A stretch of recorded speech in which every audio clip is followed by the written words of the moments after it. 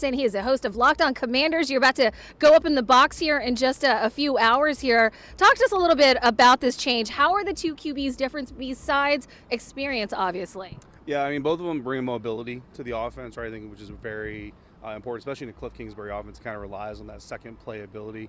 But whereas Jayden has a little bit more of a backyard style to him, like he'll kind of run around a little bit and extend things and before he tries to get out. Marcus Mariota, if he's looking to extend a throw, he'll run sideline to sideline. But if he decides he's going to take off and be a runner himself, he'll just get upfield and kind of hit it. And that's kind of the biggest difference stylistically. And real quick, Jayden Daniels not the only injury here. Talk to us about the injury report and how it's going to impact this game.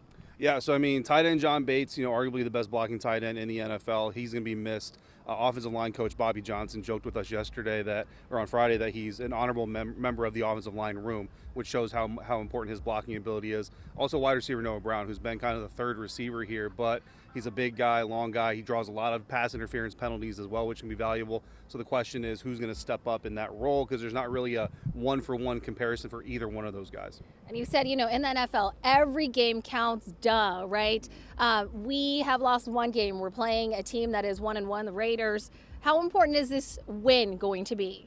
Yeah, this is one of those games, like when you talk about the best teams in the NFL, if you're a Super Bowl contender like everybody thought the Commanders would be coming into the season, the Raiders are a team that are better than they were last year, but they're still a team that you should beat. And you have to win those games that you should win, right? Because that's just the earmark of a true contender. But then also looking past this, next week you go to Atlanta. The week after that, West Coast trip to Los Angeles. You've got 2 back-to-back road games. You don't want to go into a road game situation like that 1-2. You definitely want to go into that 2-1. Okay, so the tougher schedule actually lies ahead, right? But this is going to say a lot.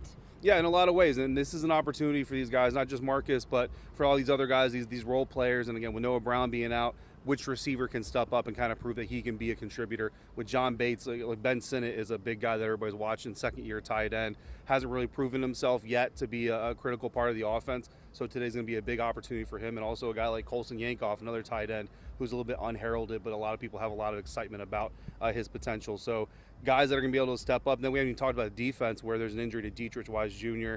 and guys like Javon Kinlaw will kick out there, whether or not Preston Smith coming back to Washington, if he'll be active and able to contribute. So there's a lot of guys that have a lot of reason to step up today. Yeah, we did hear a little bit from Kinlaw, but we're going to wrap this up, and you're going to be back here, and we're hopefully going to find some of the fans as they start coming in here at 8 o'clock.